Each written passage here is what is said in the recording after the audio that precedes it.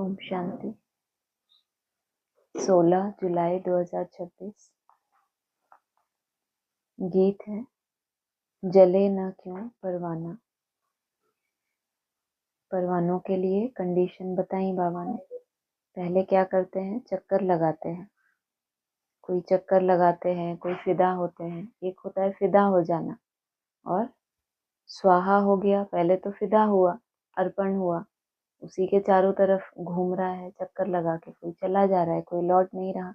वो तो परवानों की कंडीशन हो गई कि ऐसी अलग अलग इनकी गति है। जलेगा कब? जले ना क्यों परवाना। क्यों नहीं जल रहा, कब तक नहीं जल रहा? गीत में ही तो है, जब तक क्षमा ने कोई जलवा नहीं दिखाया। क्षमा जब हुस्न का कोई ऐसा जलवा दिखाए तो क्यों नहीं जलेगा परवाना। अगर नहीं जल पा रहा तो किसकी कमी है? उनकी बात नहीं है जो चक्कर लगा के चले गए। जो फिदा हो गए उनको अभी स्वाहा होना बाकी है। अभी तो फिदा हुए हैं, पसंद आ गई क्षमा, लेकिन क्या हो जाए, जल जाए। कब जलेगा? जब क्षमा क्या दिखाए, कौन सा जलवा है उसके पास। बाबा तो कहते थे कि जब शिव बाप आएगा तो ऐसे थोड़ी 90-90 साल लगेंगे उसको क्या करने में, राजधानी स्थापन करने में। आए और एक धक से क्या करेगा, राजधानी स्थापन कर देगा। तो तब क्यों नहीं जलेगा? क्यों? क्योंकि उस क्षमा का जलवा देख लिया। अभी तक तो उस क्षमा की क्या आ रही थी, रोशनी आ रही थी। थ्रू ब्रह्मा मिली रोशनी। कुछ पहले से भक्ति मार्ग से ऊपर उठे, फिर आगे और थोड़ा प्रकाश बढ़ता गया। बहुत प्रकाश मिला हमको उस क्षमा का, लेकिन उस क्षमा का ओरिजिनल जलवा क्या है वो प्रैक्टिकल में देखना हमें बाकी था। तो हम क्या हो जाएं, पूरी तरह स्वाहा हो जाएं। ओम शांति। यह सब भक्ति मार्ग में बाप की महिमा करते हैं। यह है परवानों की क्षमा के लिए महिमा। जबकि बाप आए हैं तो क्यों न जीते जी उनके बन जाएं। जीते जी कहा ही उनको जाता है जो एडॉप्ट करते हैं। ब्राह्मण तो उस क्षमा में विलीन होने का क्या सोचते हैं, ये शरीर छोड़ेंगे, सूक्ष्म वतन में जाएंगे, उसके बाद परम धाम के गेट खुलेंगे और क्षमा में हम क्या हो जाएंगे, लीन। बाबा क्या कह रहे हैं, क्यों ना हम जीते जी उनके बन जाएं। जीते जी कहा ही उनको जाता है जो एडॉप्ट करते हैं। पहले तुम आसुरी परिवार के थे, अब तुम ईश्वरीय परिवार के बने हो। शरीर छूटता है तो दूसरे माता पिता के यहाँ जन्म होता है, वो तो होता ही है, सृष्टि का कायदा ही है। लेकिन जीते जी आसुरी परिवार से कहाँ चले गए, ईश्वर ने आपको एडॉप्ट कर लिया स्वेच्छा से। तब कहेंगे कि आप जीते जी मर गए। जीते जी ईश्वर ने आकर तुमको एडॉप्ट किया है, जिसको फिर शरणागति कहा जाता है। गाते हैं ना, शरण पड़ी मैं तेरे। अब प्रभु की शरण तब पड़े जबकि वह आए, अपनी ताकत दिखाए, जलवा दिखाए। वही सर्वशक्तिमान है ना, केवल महिमा करने के लिए। अगर वही सर्वशक्तिमान है तो जो समझदार परवाने हैं क्या अपेक्षा करते हैं कि वो शिव अपनी ताकत दिखाए, कुछ अपना जलवा दिखाए तो हम शरण में आए। वही सर्वशक्तिमान है ना, बरोबर उनमें कशिश भी है ना। सब कुछ छुड़ा देते हैं, कैसी कशिश है। जन्म जन्मांतर भक्ति करते आए, पुकारते आए, पावन बनाओ, और जब आया तो उसने क्या किया, साक्षात्कार कराया, समझ दी और सब कुछ छुड़ा दिया। तो ये कशिश है ना। बरोबर जो बाप के बच्चे और बच्चियां बनते हैं वह आसुरी संप्रदाय के संबंध से तंग हो जाते हैं। कहते हैं बाबा कब यह संबंध छूटेंगे। यहाँ यह पुराना संबंध भुलाना पड़ता है। आत्मा जब देह से अलग हो जाती है तो बंधन खलास हो जाते हैं। बंधन केवल संबंधों का बाहरी नहीं है। क्या बोला, जब आत्मा देह के भान से मुक्त हो जाती है तो सब बंधन उसके खलास हो जाते हैं। इस समय तुम जानते हो सबके लिए मौत है, और यह जो बंधन है यह सब है विकारी। अब बच्चे निर्विकारी संबंध चाहते हैं। निर्विकारी संबंध में थे, फिर विकारी संबंध में पड़े, फिर हमारा निर्विकारी संबंध होगा। यह बातें और किसकी बुद्धि में नहीं होती। बच्चे जानते हैं हम आसुरी बंधन से मुक्त होने का पुरुषार्थ कर रहे हैं। एक बाप से योग रखा जाता है, उस तरफ है एक रावण, इस तरफ है एक राम। यह बातें दुनिया नहीं जानती। कहते भी हैं राम राज्य चाहिए, परंतु सारी दुनिया रावण राज्य में है, यह कोई समझते नहीं है। राम राज्य में तो पवित्रता, सुख, शांति थी, वह अब नहीं है। परंतु जो कहते हैं उसको महसूस नहीं करते। गाया भी जाता है, यह आत्माएं सब सीताएं हैं। एक सीता की बात नहीं है। जिन्होंने राम बाप को पहचाना, आत्माओं ने क्या स्वीकार किया कि एक राम बाप है, बाकी हम सब क्या हैं, उसकी सीताएं हैं। राम राज्य में पवित्रता, सुख, शांति थी। जब क्या हुआ था, उसकी आदि हुई थी, तब क्या थी, वहां पवित्रता भी थी और सुख शांति भी थी। एक सीता की बात नहीं, न एक अर्जुन की, न एक द्रौपदी की बात है। यह तो अनेकों की बात है। दृष्टांत एक का देते हैं। तुमको भी कहा जाता है तुम सब अर्जुन मिसल हो। तुम कहेंगे अर्जुन तो यह भागीरथ हो गया। बाप कहते हैं मैं साधारण बूढ़े तन का यह रथ लेता हूं। तुम सबको क्या टाइटल दिया, क्या हो तुम सब? अर्जुन। अर्जुन के लिए क्या विशेष बात है पांडवों में? गीता ज्ञान किसको दिया गया? युधिष्ठिर को तो नहीं दिया गया, उसको दरकार थी। कैसा था युद्ध में? स्थिर, और वो तो खड़ा ही नहीं हो पा रहा था। अर्जुन ने क्या किया? अस्त्र शस्त्र अपने सारे छोड़ दिए कि ये कैसे करूं, नष्टो मोहा ही नहीं बन पा रहा। तो तुम सब क्या हो उस हिसाब से? अभी अर्जुन हो। तुम कहेंगे अर्जुन तो यह भागीरथ हो गया। बाबा क्या कह रहे हैं? तुम सब अर्जुन हो, और तुम क्या कहेंगे? ये तो भागीरथ है अर्जुन। बाप कहते हैं मैं साधारण बूढ़े तन का यह रथ लेता हूं। उन्होंने फिर चित्रों में घोड़ा गाड़ी दिखाया। इसको अज्ञान कहा जाता है। बच्चे समझते हैं यह शास्त्र आदि जो भी हैं सब भक्ति मार्ग के हैं। यह बातें कोई समझ ना सके जब तक 7 रोज समझने का कोर्स ना ले। किसकी बात आई? साधारण तन का रथ लिया और उन्होंने क्या दिखा दिया? 4 घोड़ों की गाड़ी। और कौन कंट्रोल कर रहा है उसको? कृष्ण को ही दिखाया कंट्रोल करते हुए। यहाँ क्या है? 4 घोड़े।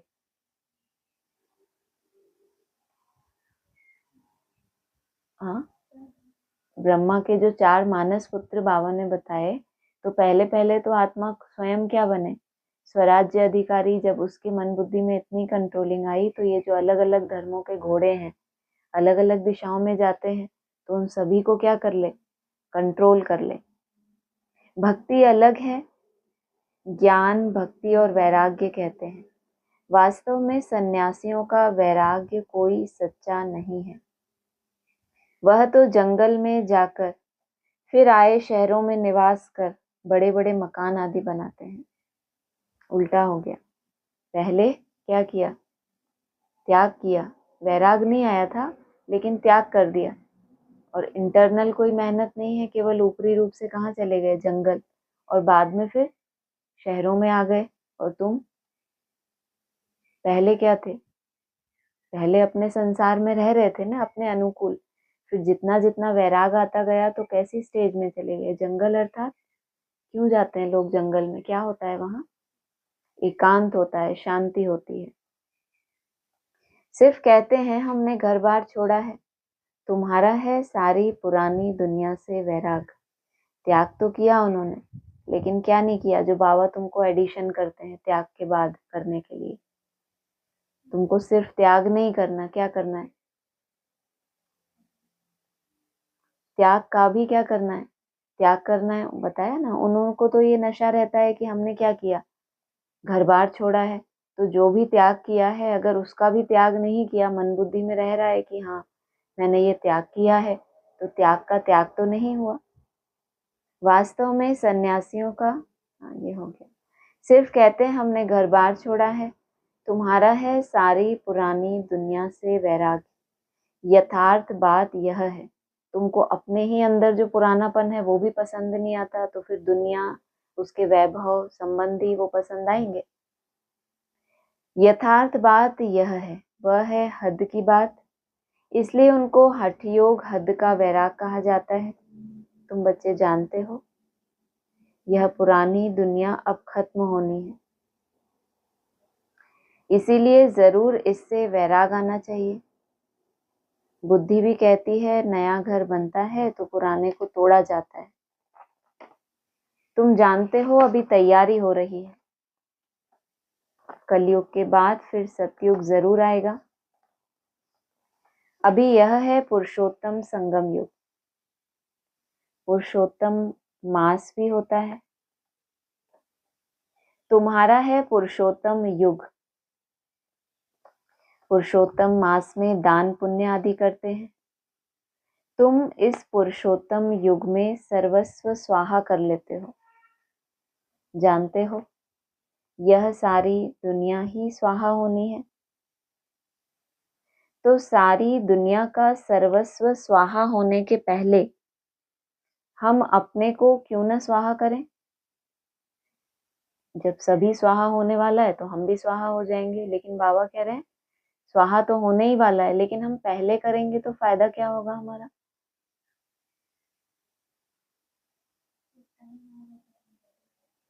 हाँ, जब टाइम हमने, क्योंकि मन बुद्धि से पहले ही स्वाहा कर दिया, तभी तो मन बुद्धि क्या बनी, सक्षम बनी ना। भगवान ने आपको समझ दी किसी लिए कि आप पतित से पावन बनो, और आप अपनी समझ से आपने वो वैराग धारण किया। कहाँ परिस्थितियों ने आपको वैराग दिलाया, तो वो तो एक मजबूरी थी। जब कुछ बचा ही नहीं तो फिर किससे मोह रखेंगे। और ये अपनी शक्ति से, अपने योग बल से नष्टो मोह बनना, तो आत्मा कैसी बनेगी, पावरफुल बनेगी। इसका तुमको कितना ना पुण्य मिलेगा। किसका, दुनिया के स्वाहा होने से पहले। इसलिए बाबा कहते हैं विनाश होने से पहले क्या बनाओ, कर्मातीत अवस्था को प्राप्त करो, तो इसका तुमको कितना ना पुण्य मिलेगा। वह है हद का पुरुषोत्तम मास। यह तो बेहद की बात है। पुरुषोत्तम मास में बहुत कथाएं सुनते हैं, व्रत नियम रखते हैं। तुम्हारा तो बड़ा भारी व्रत है। तुम्हारे बाल बच्चे घर बार आदि सब है, परंतु दिल से ममत्व मिट गया है। भारी व्रत कौन सा लगता है, स्थूल खान पान का व्रत आपको भारी लगता है, या जो मन बुद्धि में आत्मा की प्यास नहीं बुझ रही, उसको जो वो शांति में टिकना चाहिए और उसको नहीं। भूख में क्या होता है, फास्टिंग करते हैं तो जो नहीं मिल रहा उसकी याद आती है, और आत्मा को तो कब से नहीं मिला। हद की फास्टिंग में तो क्या होता है, कुछ दिन कुछ मास, लेकिन आत्मा कब से प्यासी है, कब से फास्टिंग कर रही है, जबरदस्ती कराई जा रही है। उसको तो चाहिए क्या, जो 7 गुण हैं उसके ओरिजिनल, कौन कौन से, एक दो। आत्मा को ओरिजिनल क्या चाहिए, सुख शांति आनंद प्रेम ज्ञान शक्ति पवित्रता, ये सब 7 क्या हैं उसके गुण हैं, जिनसे वो दूर होती गई।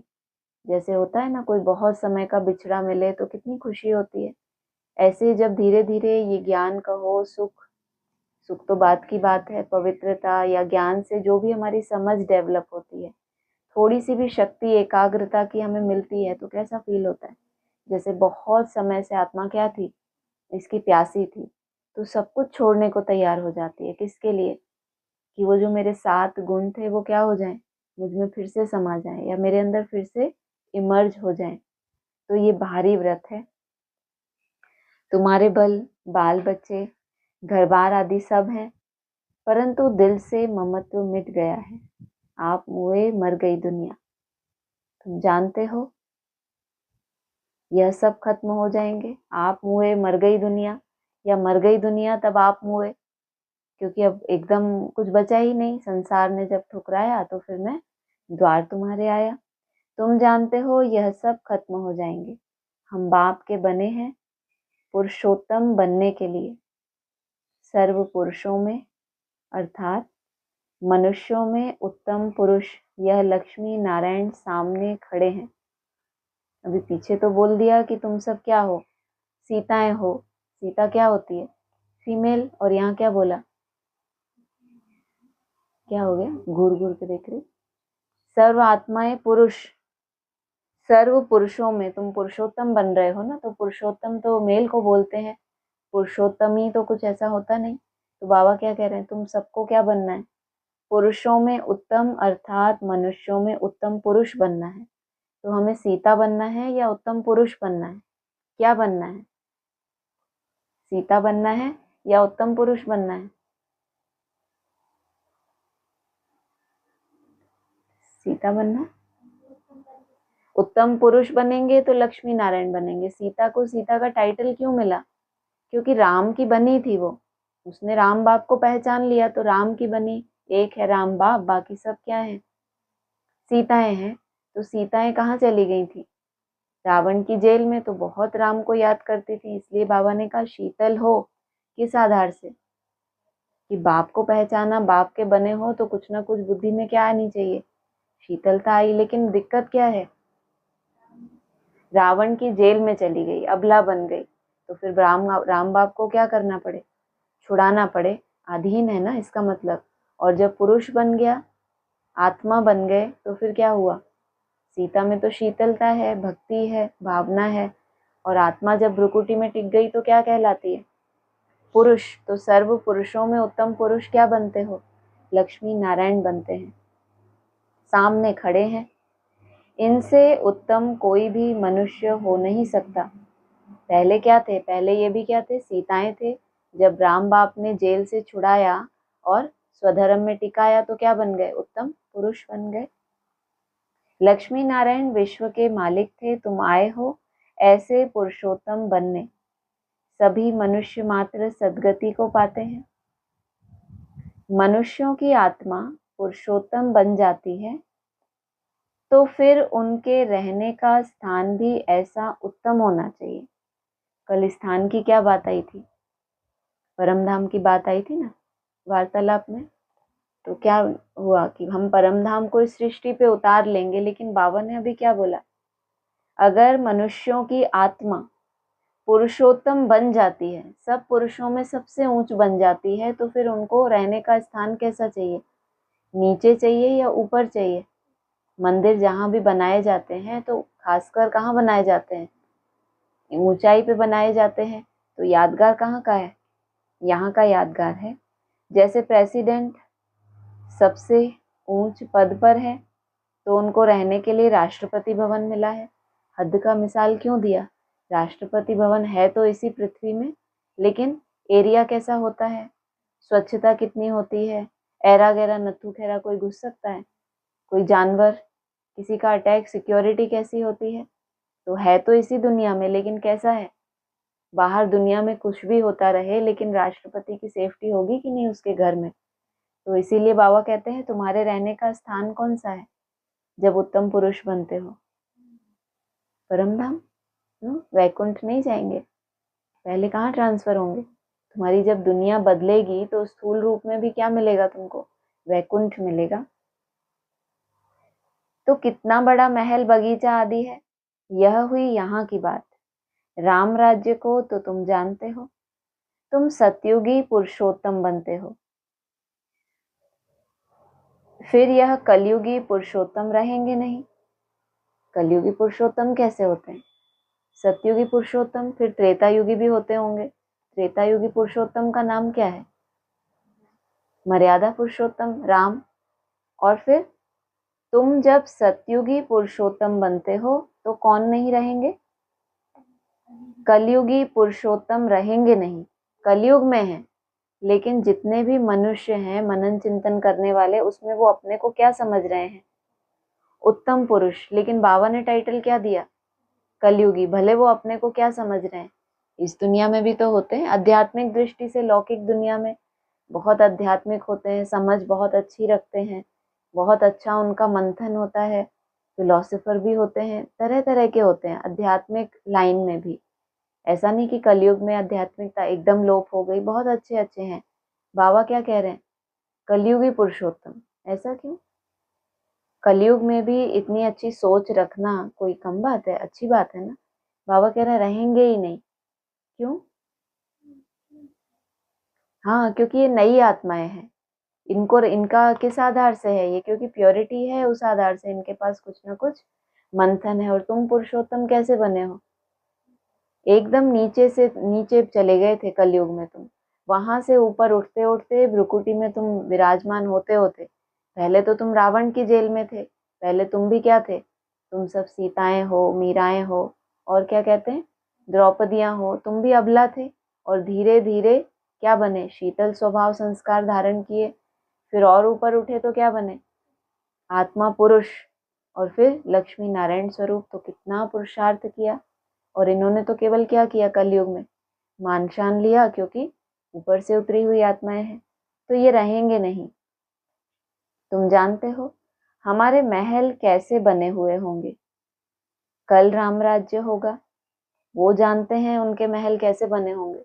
सोने की ईंटें होंगी और उनसे हमारे महल। तुम क्या जानते हो? नेचुरल रूप से जैसे होता है वैसे ही सब कुछ होगा, या तुम अजूबा गरूबा जानते हो? कल राम राज्य होगा, तुम राम राज्य में पुरुषोत्तम होंगे। तुम चैलेंज करते हो कि हम रावण राज्य को बदल राम राज्य स्थापन करेंगे। अब चैलेंज किया है तो एक दो को पुरुषोत्तम बनाना है। अब कर ही दिया चैलेंज। उस समय तुमको इतनी समझ नहीं थी ना, तो ब्रह्मा बाबा ने क्या किया? तुमने तो फिर भी इतना नहीं किया। ब्रह्मा बाबा ने क्या किया? बाद वाली मूर्तियां धीरे धीरे एक के ऊपर एक समझदार बनती रही। जो नेक्स्ट आए तो ज्यादा समझदार, उसके बाद आए तो और ज्यादा समझदार। हाँ, उन्होंने तो लौकिक दुनिया को भी दे दिया लिख कर। क्या दिया? आने वाले 10 वर्षों में क्या हो जाएगा, हम ये करके दिखाएंगे। कितना नशा था, निश्चय हो गया तो क्या हो गया? नशा चढ़ गया। तो बाबा क्या कह रहे हैं, अब जब तुमने चैलेंज करते ही हो कि हम बदलेंगे, अब चैलेंज किया है तो एक दो को क्या बनाओ? एक दो को, पूरी दुनिया का चैलेंज किया है कि हम सारी दुनिया को क्या बनाएंगे? राम राज्य। तो कम से कम शुरुआत कहाँ से करो? एक खुद को बनाओ। पहले तो कौन है एक? पहले एक खुद और एक अपने जैसा। बाबा कहते हैं एक को भी अगर तुमने आप समान बनाया, क्योंकि तुमको भी अभी बाप समान तो बनना बाकी है ना। अभी तो तुम पहले से बेहतर हुए हो, तो बाकियों को फिर अपने समान तो बनाओ। तो एक दो को चैलेंज करते हो, किया ही है तो एक दो को पुरुषोत्तम बनाना है भविष्य 21 जन्म के लिए। देवताओं की महिमा गाते हैं सर्वगुण संपन्न, अहिंसा परमो देवी देवता धर्म। तुम जानते हो और कोई मनुष्य नहीं जानते, तुम दूसरे जन्म में पुरुषोत्तम बनेंगे। फिर इस रावण राज्य का कोई नहीं रहेगा। अभी तुमको सारा ज्ञान है, अब रावण राज्य ही खत्म होना है। अभी कहाँ है तुम्हारा अगला जन्म? कहाँ होगा? यहाँ ही इस दुनिया में। वो तो बाबा ने बता दिया, जिनका हिसाब किताब रहा हुआ होगा तो विनाश काल में भी कहाँ रहेंगे। जैसे हद की दुनिया में उनको इस मृत्यु लोक में बार बार जन्म लेना पड़े, फिर शरीर छोड़ेंगे, क्योंकि एटम बॉम्ब्स फटे हैं, कितना खराब वायुमंडल है, बीमारियां फैली हुई हैं ऐसे माहौल में। और तुम्हारा बेहद में अभी तुम कहाँ हो? गर्भ महल के अंदर हो या जेल के अंदर हो? जो अपनी अपनी क्या है, ये अनुभूति है। और फिर क्या होगा? गर्भ में ही रहेंगे या कभी जन्म भी होगा? लेकिन क्या चाहते हो, हमारा जन्म हो तो कहाँ हो दूसरा जन्म? इस दुनिया में ना हो, इस रावण राज्य का जो हमारी मन बुद्धि में क्या है, कुछ ना कुछ प्रभाव है, वहां पहुंच जाए जहां इसका कोई भी अंश ना हो। तो दूसरे जन्म में पुरुषोत्तम बनेंगे। दूसरा जन्म कहते क्यों है बाबा? हाँ हाँ, जब इस दुनिया में आपका नया जन्म होता है, ये जो जब भी आपका जन्म हुआ है तो पुराना कुछ भी याद है? माता पिता, भाई बहन कैसे दिखते थे, उस समय की देह, कुछ भी याद नहीं है। आत्मा तो वही है। ये आत्मा नई आई ऊपर से, आत्मा तो वही पुरानी है, लेकिन सिर्फ जन्म बदल गया तो क्या हो गया? दुनिया ही बदल गई। तो अब तुम क्या चाहते हो? डीएनए ही चेंज होना मतलब क्या हो गया? हमारा जन्म ही बदल गया ना। फिर इस रावण राज्य का कोई नहीं रहेगा। अभी तुमको सारा ज्ञान है, अब रावण राज्य ही खत्म होना है। आजकल तो समय का भी कोई भरोसा नहीं है। पहले भरोसा था, समय क्या था? अनुकूल था दुनिया वालों के भी और ब्राह्मणों के भी। अभी तो क्या है? ब्राह्मणों ने समय को सफल नहीं किया तो वो दुनिया में गीत गाते हैं ना, क्या वक्त करता जो वफा। तो आप क्या होते? भगवान से कहते हैं कि समय ने हमारे साथ क्या किया, समय ही हाथ से निकल गया, हमें तब पता चला। तो अगर समय हमारे साथ वफा करता तो आप हमारे होते, हम भी औरों की तरह क्या होते? आपको सुना नहीं होगा ना आप लोगों ने, इसलिए हम भी औरों की तरह आपको प्यारे होते। माना कोई ऐसे हैं जो उस समय तक क्या बन गए, बाप के प्यारे बन गए। हमारे साथ समय ने क्या किया? बेवफाई कर दी। तो बाबा भी क्या कह रहे हैं, आजकल तो समय का भी कोई, किनके लिए? जिन्होंने समय को कभी महत्व ही नहीं दिया। बाबा कहते रहे अभी थोड़े रोज हैं, अभी कुछ मिनट का रास्ता है, कभी इनको बुद्धि ही नहीं चली। इनको लगता है 76 तक बाबा ने कह दिया ना, तब तक बन जाएंगे ऑटोमेटिकली, एक मशीनरी तैयार होगी और फिर क्या हो जाएगा, हम सब एकदम पहुंच ही जाएंगे। इनको ये उम्मीद थी, स्वप्न देख रहे थे तो नींद में से उठे। कई बार ऐसा होता है ना, समय आपको धोखा देता है, आपका अलार्म भी आपको धोखा दे देता है ना। अरे आज अलार्म नहीं बजा और अमृत वेला ही खत्म, ऐसा होता है ना। तो क्या कहते हैं, अरे आज ये समय ने मेरे को क्या किया, धोखा दे दिया, है ना। अकाले मृत्यु हो जाती है अथवा किसकी दुश्मनी हुई तो उड़ा देते हैं। बाप रे कैसा समय है, किसी की किसी के साथ दुश्मनी हो गई तो क्या कर देते हैं, खत्म ही कर देते हैं। तुमको तो कोई उड़ा ना सके, क्यों? तुम खुद ही अपने आप को क्या करते हो, उड़ा देते हो। तो तुमको कोई क्या उड़ाएगा? तुम अविनाशी पुरुषोत्तम हो। ये नए नए टाइटल संभालो। वो कलयुगी पुरुषोत्तम और तुम एक तो सतयुगी पुरुषोत्तम, और फिर तुमको कोई उड़ा नहीं सकता। बाबा कहते हैं कोई शूट करने भी आ जाए तो उड़ा सकता है तुमको, तुमको कोई उड़ा नहीं सकता। तो कैसे हो गए अविनाशी पुरुषोत्तम? यह है विनाशी, सो भी रावण राज्य में है पुरुषोत्तम, लेकिन है कहाँ अभी? रावण राज्य में। इनको तुम्हारे दैवी राज्य का पता ही नहीं। तुम जानते हो हम अपना दैवी स्वराज्य स्थापन कर रहे हैं। सिर्फ स्वराज्य ही नहीं है कि मैं आत्मा भ्रुकुटी में टिक गई, साथ साथ क्या है उसमें, दिव्यता भी एडिशन कर रहे हैं, तब वो कहलाएगा दैवी राज्य। पहले तो क्या स्थापन हुआ, राम राज्य। क्यों राम राज्य बोला? राम बाप को पहचान लिया और एक परिवार स्थापन हो गया, तो नाम क्या दिया, राम। राम अर्थात रम्यते योगिनो यस्मिन इति राम कहा जाता है। तो वो योगी जिनको बनना था, तो मनन चिंतन इतना सुंदर दिया, तो सबके मन बुद्धि में किसने रमण किया, राम ने रमण किया। लेकिन बाबा ने दैवी राम राज्य नहीं कहा कभी। अभी क्या बोला, अपना दैवी स्वराज्य स्थापन कर रहे हैं श्रीमत पर। जो राम बाप ने राज्य किया तुम्हारी बुद्धि पर, अगर सच्चाई में, तो उसकी श्रीमत क्या होनी चाहिए, तुम्हारे जीवन में धारण होनी चाहिए। जिनकी पूजा होती है वह जरूर अच्छा कर्तव्य करके गए हैं, यह तुम जानते हो। देखो जगदम्बा की कितनी पूजा है। अब यह है ज्ञान ज्ञानेश्वरी। तुम जगदम्बा की बच्चियां हो, ज्ञान ज्ञानेश्वरी और राज राजेश्वरी। जगदम्बा को सिर्फ क्या बता दिया, ज्ञान ज्ञानेश्वरी। आदि में भी मम्मा को क्या कहते थे बाबा, ओम राधे मम्मा को, ये ज्ञान की देवी है। और तुमको क्या बताया, तुम उसकी हो क्या, बच्चियां हो। तुमने फॉलो किया है, तुमने भी क्या किया, खुद को अर्पण किया है। लेकिन तुमको क्या टाइटल दिया, ज्ञान ज्ञानेश्वरी के बाद फिर तुम राज राजेश्वरी बनते हो। दोनों में उत्तम कौन, एक तो जगदम्बा और उसकी बच्चियां क्या आ रही हैं, जैसे बाप कहते हैं तुम बच्चे प्लस में आते हो, तो बच्चियां क्या कर रही हैं, स्वराज्य अधिकारी भी बन रही हैं, तो राज राजेश्वरी।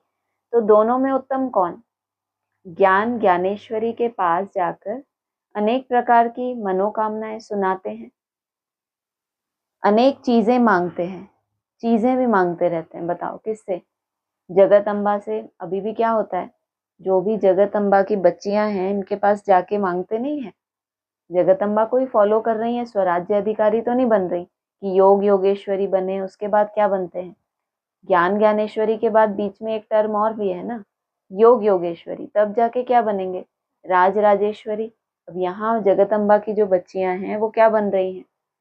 जो स्टूडेंट आते हैं वो कैसी कैसी समस्याएं लेके आते हैं, हमारी ये तकलीफ है, हमारा ये घाटा हो गया, तो वो दीदियां क्या करती हैं? मनसा सेवा शुरू करती हैं ना, अमृत वेला योग बल कहाँ देती हैं? सबको लगा देती हैं कि ये इतना बड़ा वीआईपी, इसके परिवार में विघन आया, सब क्या करो। जिनका योग लगता भी नहीं है उनके लिए भी क्या करते हैं? कंपलसरी कि इतने बजे उठ के क्या करना है, आधा घंटा उसके लिए योग करना है। जिस आत्मा ने खुद के लिए भी नहीं किया कभी, उनको भी क्या फोर्स किया जाता है कि उसके लिए योग करना है, और करना ही है। सोचो आप, इनसे क्या मांगते हैं फिर? जहाँ से कुछ ना कुछ मनोकामनाएं पूरी होंगी वहीं जाएंगे, या जिस मंदिर से कुछ मिलता ही नहीं, दुनिया में ऐसा होता है ना, कोई सिद्ध मंदिर होता है, वहां बहुत भीड़ लगती है, एक दो को देख के बार बार जाते हैं।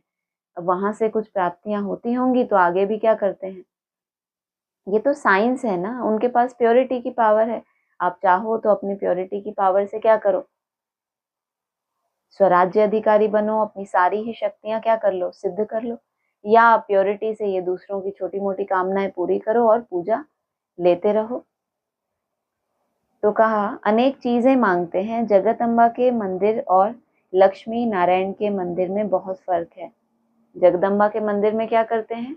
बहुत चीजें मांगते हैं, और फिर लक्ष्मी नारायण के मंदिर में करते होंगे ऐसा? केवल महिमा करते हैं।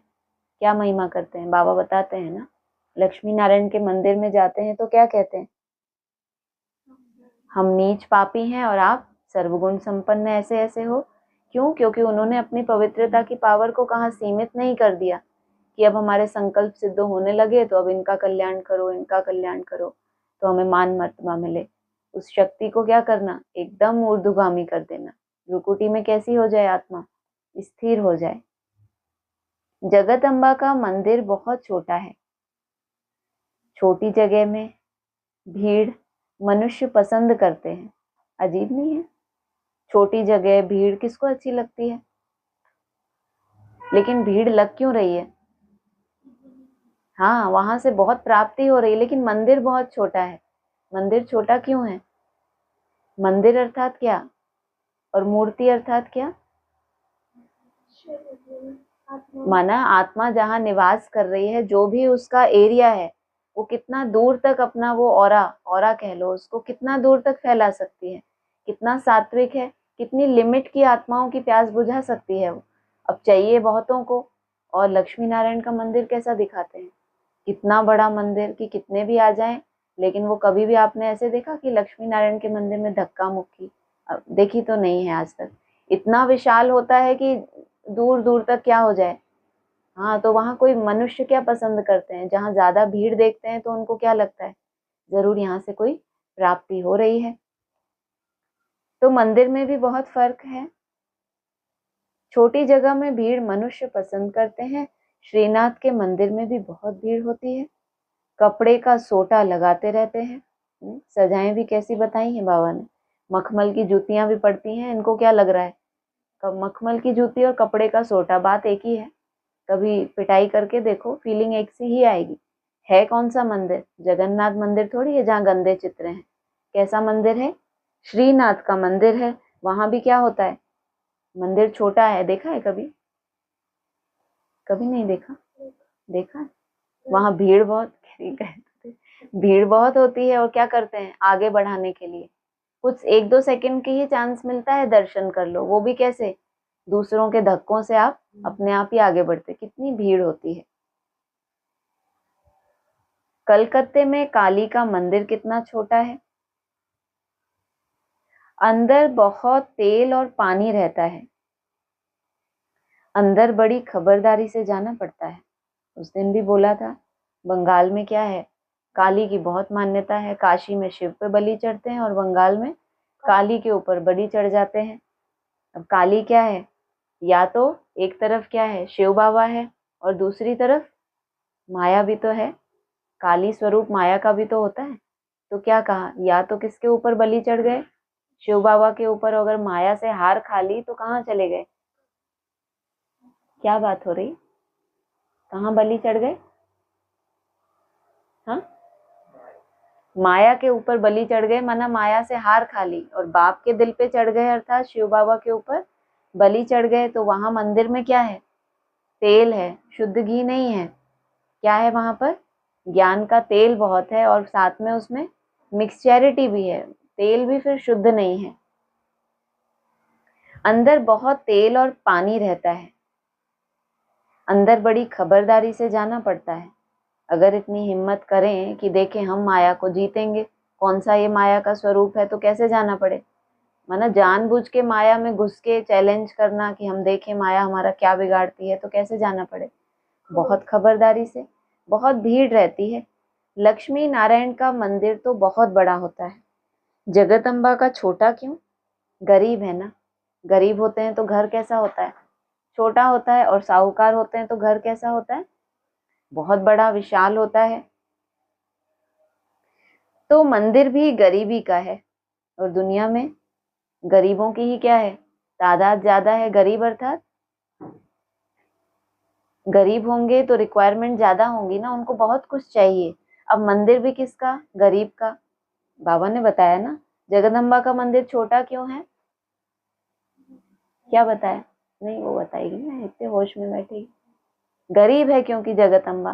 तो जो मांगने वाले हैं आएंगे भी कैसे? दुनिया में गरीबों की संख्या ज्यादा है तो भीड़ ज्यादा लगेगी। लक्ष्मी नारायण का मंदिर इतना बड़ा, लेकिन कामना ही कोई पूरी नहीं होती तो कौन जाएगा? तो इतना औरा दूर दूर तक फैल रहा है, कितना उनका जलवा है, दूर से ही प्रणाम करते हैं, लेकिन भीड़ नहीं। क्योंकि साहूकार जाएं। फिर वहां पे भी बताया, ऐसे एक बाउंड्री होती है, 2 बाउंड्री होती है। पहली बाउंड्री के अंदर कौन रह सकता है? केवल जो पुजारी है, जो पवित्र ब्राह्मण होगा, उसी को एंट्री है, वहां पे जा भी नहीं सकते। और जो एक दूसरी बाउंड्री होती है उसमें फिर वीआईपी दर्शन भी होते हैं। कलयुग में ऐसा करते हैं कि सबको वहां प्रवेश नहीं देते, कोई कोई को प्रवेश देते हैं। इसलिए बाबा ने कहा है ये लक्ष्मी नारायण की मूर्ति को, मुरली का पॉइंट है, कोई अपवित्र छू भी ना सके। कहाँ जगदम्बा के मंदिर में भीड़ देखो। अब वो सब पवित्र हैं क्या? पवित्र आत्माएं थोड़ी होती हैं, तो कैसे जाएं उस मंदिर में? वहां की कंडीशन कैसी है कि इतना इतना चार्ट बनाओ, ये इतनी इतने, ये ऐसे करो, इतने पवित्र रहो, तब जाके। बहुत बड़ा मंदिर बनाया है। बहुत ऊंची स्टेज का साक्षात्कार हो गया कि हम कितने ऊंच बनेंगे, लेकिन भीड़ नहीं लग सकती, क्योंकि फिर क्या चाहिए? प्योरिटी चाहिए। वह साहूकार है तो मंदिर में कब मेला नहीं लगता? अजीब सा है नहीं? साहूकार है तो और बड़ा बड़ा मेला लगना चाहिए, कितने लोग समा सकते हैं उस मंदिर में। लेकिन क्योंकि इतने साहूकार हैं तो इतनी साहूकारी वालों का मेला। वहां मेला कब? मेले में क्या होता है? मेला इकट्ठा होता है। मेला अर्थात भीड़। और भीड़, भीड़ का यहाँ बाबा क्या कहते हैं?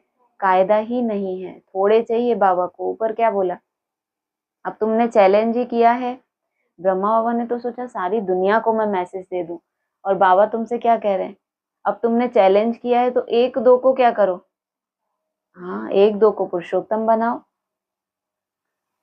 बाहर से जगदम्बा के मंदिर पर बहुत मेले लगते हैं, बाहर से बहुत लोग आते हैं।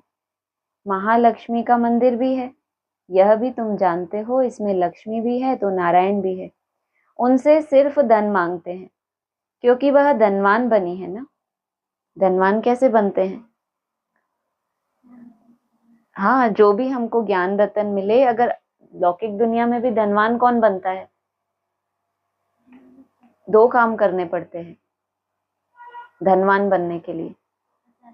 हाँ, एक तो आपको बचत भी करनी पड़ेगी, और साथ साथ कमाई भी करनी पड़ेगी। अगर बचत नहीं किया, कमाई बहुत की, तो क्या हो गया? कमाते गए गवाते गए, वो भी नहीं कर सकते। तो इन्होंने क्या किया? प्योरिटी की पावर है, उसको क्या कर दिया? खर्च कर दिया, तुम्हारा ये काम हो जाए। क्योंकि तुम बदले में हमको क्या दे रहे हो? विनाशी धन दे रहे हो। और इन्होंने क्या किया? इन छोटी मोटी सिद्धियों में अपनी शक्ति को गवाया नहीं, संपूर्ण धनवान बन गए। यहाँ तो है अविनाशी ज्ञान रतन। धन के लिए लक्ष्मी पास जाते हैं, बाकी अनेक आशाएं रख जगदम्बा के पास जाते हैं। तुम जगदम्बा के बच्चे हो। सबकी मनोकामनाएं 21 जन्मों के लिए तुम पूरी करते हो। एक ही महामंत्र से सब मनोकामनाएं 21 जन्म के लिए पूरी हो रही हैं। ये तो हो गई जगदम्बा की बात कि वो मनोकामनाएं पूरी करती है। तुम उसके बच्चे हो। पीछे भी क्या बोला?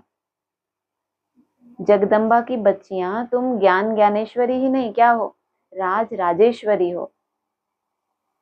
दूसरे जो भी मंत्र आदि देते हैं उनमें अर्थ कुछ नहीं है। बाप समझाते हैं कि यह मंत्र भी तुमको क्यों देता हूँ। कौन सा मंत्र? मन मना भव का, क्योंकि तुम पतित हो ना। मामेकम याद करेंगे तभी पावन बनेंगे। यह सिवाय बाप के आत्माओं को कोई कह ना सके। इससे सिद्ध होता है कि यह सहज राजयोग एक ही बाप सिखलाते हैं, मंत्र भी वही देते हैं। 5000 वर्ष पहले भी मंत्र दिया था, यह स्मृति आई है। अभी सुनते हो ना, बाबा के पॉइंट्स चलाते हैं, तो उसमें बाबा कभी कभी कोई कोई पॉइंट आता है, क्या टाइम का भी इशारा देते हैं। अभी कितना टाइम बचा है, अभी 3.5-4 साल, अभी 1-2 साल 5 साल में लड़ाई लग जाएगी। टाइमलाइन क्यों दे देते हैं बाबा? माना कल पहले भी तुमको ये इशारे दिए थे, तब भी तुमने सुने थे, धारण किए थे। अभी कल बाद हूबहू रिपीटेशन होता है तो कितना टाइम मिलता है? 2024 से शुरू किया तो कितना टाइम मिला तुमको? 3.5-4 वर्ष पहला स्टेप के लिए। अभी बोला ना मुरली में कल की प्रभात का पहला पूर है ना। तो इसे अगर टैली करो तो यही टाइम तुमको कब मिला था? पहले भी दिया था बाप ने, 2004 के बाद 3.5-4 वर्ष का ही टाइम दिया था ना, कि वैष्णवी शक्ति का आवाहन करें। और उसके बाद फिर 2024 में जब तुमने यात्रा शुरू की तो तुम्हारे पास भी कितना टाइम है? 3.5 साल का टाइम है। तो कल पहले भी तुमको दिया था। यह स्मृति आई है, तुमको आई स्मृति। अभी तुम सन्मुख बैठे हो, क्राइस्ट होकर गया, फिर उनका बाइबल पढ़ते रहते हैं। वह क्या करके गए? धर्म की स्थापना करके गए। तुम जानते हो शिव बाबा क्या करके गए? श्री कृष्ण क्या करके गए? बताओ। बाबा कह रहे हैं तुम जानते हो। शिव बाबा क्या करके गए? जाने से पहले क्या किया उन्होंने? हाँ, बस श्री कृष्ण को संभाल लो आप, बाकी तो फिर देखा जाएगा। एक के पावन बनने से क्या होगा? और फिर श्री कृष्ण क्या करके गए? पहले कौन गया? पहले शिव बाबा बोल रहे हैं ना, शिव बाबा क्या करके गए, श्री कृष्ण क्या करके गए। श्री कृष्ण तो सतयुग का प्रिंस था, जो ही फिर नारायण बना, फिर पुनर्जन्म लेते आए हैं। शिव बाबा भी कुछ करके गए हैं, तब तो उनकी इतनी पूजा आदि होती है। अभी तुम जानते हो राजयोग सिखाकर गए हैं, भारत को स्वर्ग बनाकर गए हैं, जिस स्वर्ग का पहला नंबर मालिक खुद नहीं बने। कितना बड़ा त्याग है ये। बिंदी है, बिंदी कैसे मालिक बनेगी? बिंदी बनेगी मालिक? ये त्याग, ये तपस्या, ये कहते हैं ना मैं नहीं बनता तुमको बनाता हूँ, मतलब वो बन सकता है ना, वो भी इस योग्य है। योग्य नहीं कहना चाहिए, वो तो क्या है, सर्वशक्तिमान है, वो तो तुमको वैसा बनाने वाला है, तो वो बन सकता है। लेकिन क्या बोल रहा है, क्या महिमा है उसकी? जिस स्वर्ग को उसने रचा और उसका मालिक खुद नहीं बना, श्री कृष्ण को बनाया, वह तो श्री कृष्ण बना। तो श्री कृष्ण क्या करके गए? शिव बाबा राजयोग सिखा कर गए, और श्री कृष्ण ने क्या किया? पहला पहला सतयुग का प्रिंस बना, फिर नारायण बन मालिक बना। जरूर श्री कृष्ण की आत्मा को पढ़ाया, तुम समझ गए हो। श्री कृष्ण की वंशावली तुम बैठे हो। राजा रानी को माता पिता अन्नदाता कहते हैं। राजस्थान में भी राजा को अन्नदाता कहा जाता है। क्यों कहा जाता है अन्नदाता? अन्न से क्या होता है? पेट भरता है। और राजस्थान में ही क्यों कहा जाता है? अरे जो राजाएं हैं, राजाओं का जो स्थान है, जो राजाई के लिए पुरुषार्थ करेंगे, उनके ही बस की बात है। जिनको राजाई कुल में आना ही नहीं है, वो याद का अन्न इकट्ठा करेंगे कि हमारा पेट भरपूर हो जाए? वो तो टाइम पास कर रहे हैं ना। ब्राह्मण सेवाओं में समय दे रहे हैं, क्या कर रहे हैं, दूसरों की मनोकामनाएं पूरी कर रहे हैं। अपनी जो भी शक्ति इकट्ठी की है अभी तक, उसका क्या कर रहे हैं, यही यूज कर रहे हैं। तो राजस्थान जो है कैसा स्थान है? वहाँ राजाई कुल की आत्माएं इकट्ठी होती हैं। वहाँ राजा को क्या कहते हैं कि ये जो भी अन्न है जिससे हमारा बुद्धि रूपी पेट क्या हो रहा है, सक्षम, माना ये जो वाइब्रेशन फैला रहा है, जो बोला ना बाबा ने, ब्रह्मा भोजन, उसके लिए कौन तरसते हैं? हाँ, तो वो जो एकाग्रता का अन्न है, जब वो राजा एकाग्र हो जाएगा, स्थिर हो जाएगा, तो सारी ही वंशावली क्या होगी, साथ साथ उनका बुद्धि रूपी पेट जैसे भरा रहता है। तो अन्नदाता कहते हैं। राजाओं की कितनी मान्यता होती है। आगे सब शिकायतें राजा के पास आती थी, दरबार लगती थी। कोई भूल करते थे तो बहुत पछताते थे। आजकल तो जेल बर्ड्स बहुत हैं, घड़ी घड़ी जेल में जाते हैं। जेल में रहना अर्थात अपने को क्या महसूस करना, किसी के पास बहुत बड़ा महल हो रहने के लिए, और वो अंदर से क्या हो, डिप्रेशन में हो, दुखी हो, तो उसको महल में भी कैसा महसूस होता है, जेल जैसा महसूस होता है। तो कहाँ कहाँ किसी के पास कुछ भी ना हो सुविधाएं, लेकिन आनंद में है, तो वो कैसा है, महल में है। यहाँ आधार क्या बताया जेल में जाने का, घड़ी घड़ी जेल में जाते हैं, घड़ी घड़ी दुखी अशांत हो रहे हैं, अर्थात कहाँ जा रहे हैं, घड़ी घड़ी जेल में जाते हैं। किस लिए, क्योंकि कोई भूल करते थे, भूल की और उसके बाद क्या किया। ऐसे कैदी भी होते हैं, अपनी भूल को स्वीकार कर लेते हैं तो उनकी सजा क्या हो जाती है, कम हो जाती है।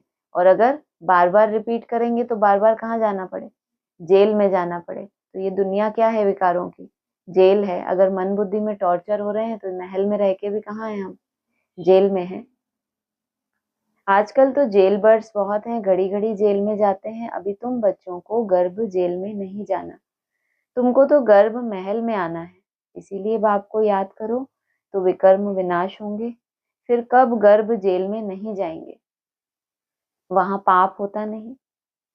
सब गर्भ महल में रहते हैं,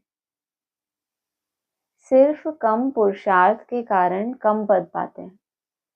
सबको क्या है, किसी को भी दुख अशांति नहीं है, सभी अपने को महल में अनुभव करते हैं। लेकिन महल है, मान लो माँ बाप बहुत अच्छी तपस्या कर रहे हैं, बच्चे खेल पाल कर रहे हैं पूरा दिन, उनको भी सुख है या उनको कोई दुख है।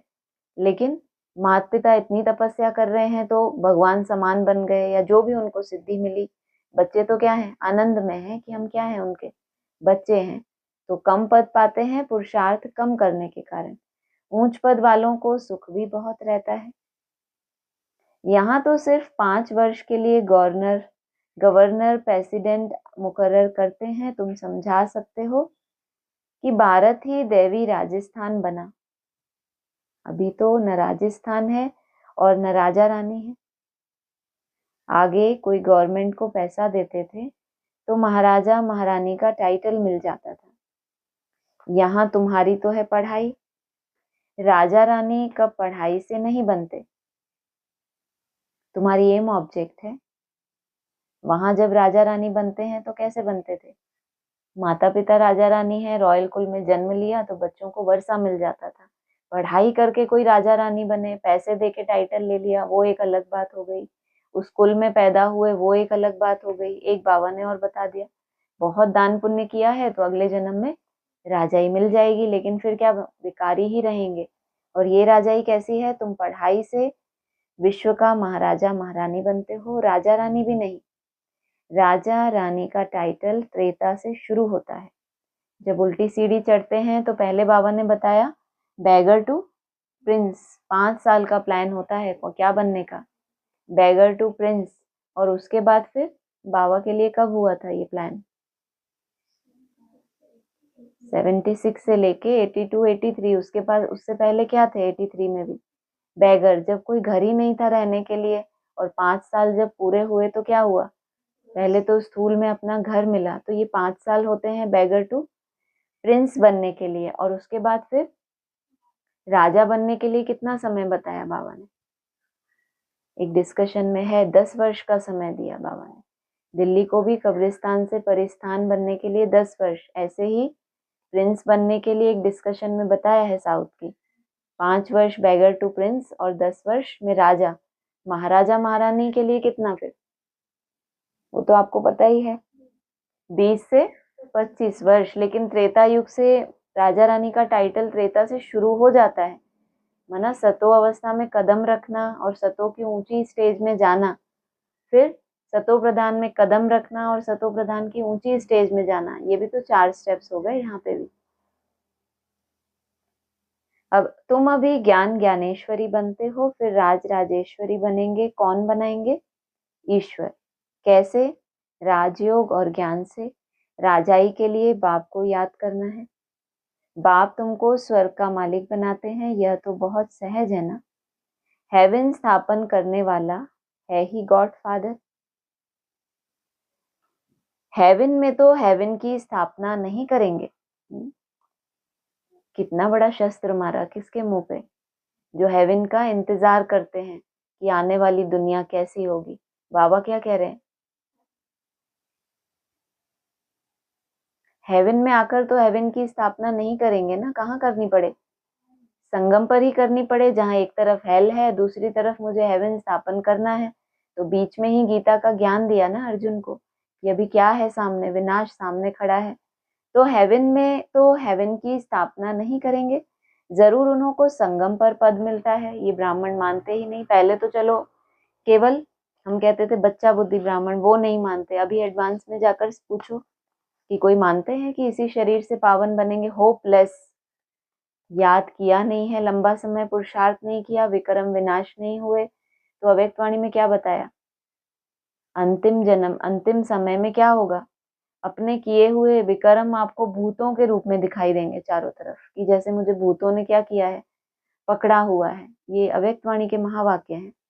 क्यों? क्योंकि आपने योग बल से अपने विक्रम विनाश नहीं किए। तो चाहे सोल्स का हो, चाहे सजाएं, या आपने अपने कर्म भोग, जब कोई बड़ा कर्म भोग आ जाए, कोई हॉस्पिटलाइज आ जाए, हो जाए, तो उसको क्या याद आता है, मृत्यु याद आती है, या उसको लगता है अभी मैं स्वस्थ होकर नारायण बन जाऊंगा। क्या याद आएगा उसको? याद आएगा आईसीयू में भर्ती है कि मैं इसी शरीर से नारायण बनूं। पॉसिबल लगता है? तो अभी एडवांस में भी धीरे धीरे नशा गोल हो गया, या लगता है कहीं बाकी है? बाकी किसके पास होगा? जिनके पास प्रैक्टिकल होगा। वहां पर भी जब ये कह रहे हैं कि यहाँ भी अगर नई दुनिया की समझ लेने के बाद भी अगर उतनी गहरी समझ नहीं आई, तो भी क्या करना पड़े, शरीर छोड़ना पड़ेगा। बाबा ने तो बोल दिया, भक्ति का अंश भी रह गया। और दूसरी तरफ मुरली में क्या कह दिया, भले अभी तुम भक्ति नहीं करते हो, लेकिन देवान में तो आते हो। बाबा को वहां भी क्या दिख रही है, अभी भी ये तुम्हारा भक्ति का अंश है। और तुम्हारा भक्ति मार्ग खत्म करने की बाबा पूरी मेहनत कर रहे हैं, और तुम भी क्या लगे हो, पूरी मेहनत कर रहे हो। यहाँ से कल्पना करो, जो जिनके पास है ही नहीं समझ, उनकी क्या हालत होती। क्या वो ये कल्पना भी कर सकते हैं कि हेवन में तो हेवन की स्थापना नहीं करेंगे, जरूर उनको संगम पर पद मिलता है। सीधी उंगली कहाँ जाएगी उनकी अभी एडवांस वालों की? अगर उनको कोई बोले भी कि इसी शरीर से भी तो हम पावन बनेंगे, तो किसके ऊपर उंगली उठाएंगे? बाबा को सामने रखेंगे ना, सैंपल को सामने रखेंगे। जैसे ब्रह्मा कुमारीज ने क्या किया, अपनी दादियों को, दीदियों को, बाबा को सैंपल रखा।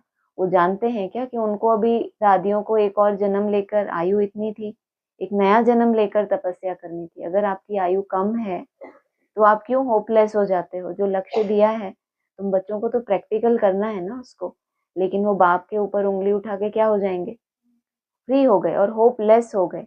ऐसा नहीं है कि सिर्फ अनिश्चय की वजह से, खुद में कोई ऐसी नवीनता दिखी ही नहीं इतने वर्षों में। सिर्फ साल गिन के बता देंगे, अरे हमें 25 साल हो गए, अरे हमें 30 साल से चलते हैं, हमने बाबा के साथ इतने टूर किए। उनको इसी बात का नशा है, जबकि इसमें उनकी क्या कला है। मान लो कोई 20 साल से ज्ञान में चला, या कोई 50 साल से, इसमें उसकी क्या ताकत है? मान लो आपको जब भी ज्ञान का परिचय मिला, तब से आपकी स्पीड बहुत अच्छी है, बाबा कहते हैं। बाबा स्पीड देखते हैं, या आपने कितना लंबे समय से किया, वो तो जिसको जब समझ मिली, उसका कुछ था पिछले जन्मों का, वहां इतना नहीं कर पाया तो इस जन्म में ज्यादा करना था। किसी ने वहीं बहुत कर लिया होगा, तो उसको यहाँ उतना समय नहीं जरूरत है करने की। तो इसमें क्या वो अपनी कमाल हो गई कि हम इतने समय से चल रहे हैं। तो कहा जरूर संगम पर पद मिलता है, इसीलिए इसको सुहावना कल्याणकारी संगम युग कहा जाता है। बाप कितना बच्चों का कल्याण करते हैं, जो स्वर्ग का मालिक बनाते हैं। कहते भी हैं परमपिता परमात्मा नई दुनिया रचते हैं, परंतु उसमें कौन राज्य करते हैं यह किसको पता नहीं। कितनी बड़ी ये मिस्ट्री कर दी। सबको पता है कि भगवान ने नई दुनिया स्थापन की, लेकिन राज्य कौन कर रहा है? वो पार्टी वाले कह रहे हैं हमारा राज्य है, वो कह रहे हैं अब बाबा के बाद हम संभालेंगे। सब अपने अपने तरह से लगे हुए हैं। बाबा कह रहे हैं ये कोई नहीं जानता कि कौन राज्य करते हैं। तुम समझते हो राम राज्य किसको कहा जाता है? उन्होंने तो राम राज्य को लाखों वर्ष दे दिए। तुम क्या समझते हो राम राज्य किसको कहा जाता है? राम बाप आए, उन्होंने जो भी आपको समझ दी, उस राम बाप का दिल से राज्य कभी जाए ही ना, उसका महत्व कभी कम हो ही ना, तो क्या कहेंगे? अभी भी राम राज्य मन बुद्धि में है। और अगर संशय आ गया कि अब क्या होगा, अब कैसे होगा, ये तो प्रैक्टिकल तो कुछ हुआ नहीं, बाबा ने तो हमारा टाइम पास किया, अगर ऐसे ऐसे संकल्प आए तो राम राज्य रहा या राम चला गया? चला गया बुद्धि से। उन्होंने राम राज्य को लाखों वर्ष दे दिए। क्यों दे दिए लाखों वर्ष? राम बाप ने खुद ही क्या किया था 2017 में? 76 तक क्या क्या दे दिया तुमको? 40 वर्ष और बढ़ा दिए। तो वहीं से क्या हो गए थे ये? तो धीरे धीरे कुंभकर्ण की नींद में सोना शुरू हो गए। और जो पुरुषार्थी बच्चे थे उनको किस बात का नशा चढ़ा? किस बात का नशा चढ़ा था? जब ये बात आपने सुनी तो आपको क्या संकल्प आया? अच्छा संकल्प आया या ऐसा लगा अरे ये क्या हो गया, ये क्या हो गया? लेकिन हाँ, मतलब सबका तो नहीं, एक एक का अलग अलग है, लेकिन हमने तो जब पहली बार वो लाइन आई तो एकदम नशा चढ़ गया। इतनी खुशी हुई, इतनी, जबकि आसपास जो लोग बैठे थे सुनने वाले, वो कि बहन जी ऐसा कैसे? बाबा ने कहा। तो हमने कहा हम तो सोचते थे इतना मेहनत कर रहे हैं, अभी 18 है, 17 था उस समय, 17 में अभी हम चल रहे हैं, 36 में विनाश हो गया, सब खत्म हो गया, तो हमने सुख कहाँ लिया? 17 तक भी हम पुरुषार्थ कर रहे हैं, अभी इतने ही साल तो पुरुषार्थ किया। तो ये बुद्धि में आता था कि जितना पुरुषार्थ किया है, प्रारब्ध कितनी होनी चाहिए? उससे डबल तो कम से कम होनी चाहिए, और ज्यादा हो तो वो ऊपर वाले की कृपा है। लेकिन ये दिख रहा था उस समय कि 36 में पूरा विनाश हो जाएगा, और 18 19 तो आ ही गया, और इतने साल पुरुषार्थ में गए, अभी आगे भी इतना कुछ नहीं दिख रहा है, तो कैसे हम आनंद ले पाएंगे? तो मजा ही आ गया, अरे विनाश नहीं होगा फिर तो बल्ले ही बल्ले। मना बाप से पहले तो हम, ये थी ना कल्पनाएं कि बाबा से प्रैक्टिकल में उनके साथ रहना, तो यह था कि कब मिलेंगे, कब साथ रहेंगे, कब, तब फिर वो एक स्वप्न और लंबा हो गया कि अरे लंबा चलेंगे बाबा के साथ हम। तो नशा ही चढ़ गया। और बाकी जो सुनने वाले हैं जिन्होंने कभी मेहनत ही नहीं की, अब जिसने बहुत मेहनत की होगी, बहुत पुरुषार्थ किया होगा, एग्जाम की बहुत तैयारी की होगी, उसको लगे कि हाँ एग्जाम ही कैंसिल हो गया, तो उसको दुख होगा ना, कैसा लगेगा कि अरे हो ही नहीं रहा। उसको लगे कि अभी मुझे और समय मिल गया प्रिपरेशन के लिए, मान लो, तो वो तो कर ही रहा है ना, बाकी लोग क्यों सो रहे हैं? क्योंकि वो रिजल्ट की इंतजार कर रहे थे, रिजल्ट आ जाए, रिजल्ट आ जाए। अभी पढ़ाई शुरू ही नहीं की, उनको पहले ही क्या चाहिए था? बस 18 में ऐसा हो जाएगा। जिसने किया है, इसलिए तो बोला राम राज्य क्या है, उसमें कौन राज्य करते हैं, कहाँ बाबा ने इशारा कर दिया, किनकी मन बुद्धि में नई दुनिया डाल दी, किसी को कुछ भी पता नहीं। कायदा भी ये है। ऐसे तो दुनिया में चलती रहती है धांधली की, भ्रष्टाचार, कि किसी को भी पैसे देके कुछ भी टाइटल मिल गया, ये हो गया। यहाँ तो क्या होना चाहिए? योग्य को मिलना चाहिए। तो जो योग्य थे, जो मेहनती थे, उनको तो क्या नशा चढ़ा? अपनी लंबी प्रालब्ध दिखने लगी कि अभी इतना जीना है हमको। तो कहा, बाप कहते हैं मैं आता ही हूँ संगम पर, आकर ब्रह्मा द्वारा विष्णुपुरी की स्थापना करते हैं। जिस तन का आधार लेते हैं उसका नाम ब्रह्मा रखते हैं, और उसके द्वारा विष्णुपुरी को स्थापन कर देते हैं। सत्यनारायण की कथा भी यह है। सतयुग में तुम लक्ष्मी नारायण सर्वगुण संपन्न बनते हो, फिर कला कम होती जाती है। सतयुग में तुम बनते हो क्या? सर्वगुण संपन्न। और पीछे क्या बोला? हेवन में आकर तो हेवन स्थापन नहीं करेंगे ना, ये कहाँ बनना है तुमको? संगम पर। नया झाड़ तब कहा जाता है जबकि स्थापना होती है। नया मकान बनता है तो नया कहेंगे, अरे नया मकान बनता है तो नया ही कहेंगे, आपको नहीं पता? नया मकान बनता है तो नया कहेंगे। क्या हुआ इसका मतलब? नया झाड़ तब कहा जाता है जबकि स्थापना होती है। झाड़ में तो बाबा ने कहा है जब छोटा झाड़ होता है तो और ही ज्यादा तूफान लगते हैं माया के, क्योंकि अभी उसमें इतनी ताकत नहीं है ना। नया झाड़ तब कहा जाता है जब स्थापन होती है। तो बाबा ने कब के लिए बोला था ये, कि स्थापना हो जाएगी, इससे ज्यादा गुंजाइश है ही नहीं। 5 दिसंबर 2019। तो एक धक्क से, बाबा ने कहा ना बाप जब आएगा तो सालों साल लगाएगा क्या? एक धक्क हुआ, बड़ा पेपर हुआ, और सारी राजधानी अगर स्थिरियम रही तो क्या कहेंगे? कोई झड़ा ही नहीं पत्ता, तो क्या कहेंगे उसको? नया झाड़ तब कहा जाए जब स्थिरियम हो, तो पेपर भी तो लेंगे ना। उससे पहले तो माया ही हिलाती रह रही थी, तो कहाँ का झाड़। अभी इधर पत्ता उड़ गया, उधर पत्ता उड़ गया, तो इसको तो नहीं कहेंगे स्थापना हुई। नया मकान बनता है तो नया कहेंगे। तुम भी सतयुग में आएंगे तो नई राजधानी होगी। जब तक शरीर तुम्हारा सतो प्रधान नहीं हुआ, मकान क्या है तुम्हारा, कहाँ रहते हो इतने बड़े मकान में, पहले कहाँ रहती है आत्मा, शरीर में। तो ये नया मकान बनता है, बनाते हो तुम, मकान को बनाना पड़ता है या ऊपर से टपकता है। तो ये शरीर भी कैसा है तुम्हारा, है तो पुराना। जैसे आत्मा को सतो प्रधान बनाते हो, ऐसे शरीर को भी क्या कर रहे हो, बना रहे हो ना, महसूस हो रहा है ना। पुराना क्या हो रहा है, छट रहा है, दिख भी रहा है प्रैक्टिकल में, और नया ऐड हो रहा है। तो नया मकान बनता है तो नया कहेंगे, रहने वाले से सिर्फ नया नहीं कहेंगे। क्या होना चाहिए, शरीर भी नया होना चाहिए। तुम भी सतयुग में आएंगे तो नई राजधानी होगी, फिर कला कम होती जाती है, स्थापना यहाँ होती है। यह वंडरफुल बातें कोई की भी बुद्धि में नहीं है। तो बाप ने समझाया है कि सभी आत्माओं के लिए यह युग है पुरुषोत्तम बनने का। जिनकी बुद्धि में है वो ही पुरुषोत्तम बनेंगे, जिनकी बुद्धि में ही नहीं है उनकी बात नहीं। जीवन मुक्ति को पुरुषोत्तम कहा जाता है, जीवन बंध को पुरुषोत्तम नहीं कहेंगे। इस समय सब जीवन बंध में है। बाप आकर सबको जीवन मुक्त बनाते हैं। तुम आधा कल्प जीवन मुक्त होंगे, फिर जीवन बंध। यह तुम समझते हो। तुम्हारा व्रत नियम क्या है, बाबा ने आकर व्रत रखवाया है, खान पान की बात नहीं है, तो क्यों इतना त्याग करें। बाबा ने आके व्रत रखवाया, लेकिन खान पान की बात नहीं है, तो क्यों व्रत रख रहे हैं। व्रत क्यों रखा आपने, बाबा मना कर रहे हैं आज से पूरा, ठीक। बाबा ने क्या बोला अभी, सुना ही नहीं आपने। बाबा ने आकर व्रत रखवाया है, खान पान की बात नहीं है, सब कुछ करो, सिर्फ एक तो बाप को याद करो और पवित्र बनो। तो वही रिजुविनेट होना है, मना कर रहे हैं ना, लेकिन खान पान की बात नहीं है। हाँ, नेचुरल नेचर की बात है। और ये मुरली में दूसरा पॉइंट क्यों आया, जो आए दिन चलाते रहते हो बार बार, पता नहीं क्यों सुनाते हो। कर रहे हैं हम कोशिश, वही पॉइंट बार बार सुनाते रहते हो कि आगे चल के बाबा क्या, बाबा ने इनका सब कुछ खाना पीना छुड़ा दिया, वो भी ठीक था। बाबा ने इनका छुड़ा दिया, ठीक है, ये एक नहीं खाए तो हमारा क्या। हाँ, फिर आगे और क्लैरिफिकेशन देना जरूरी था कि इनका माना, और भी ऐसे बच्चे जो योग बल वाले होंगे, उनका क्या करेंगे, कि तुमको पता चले कि तुम्हारे पास शक्ति है।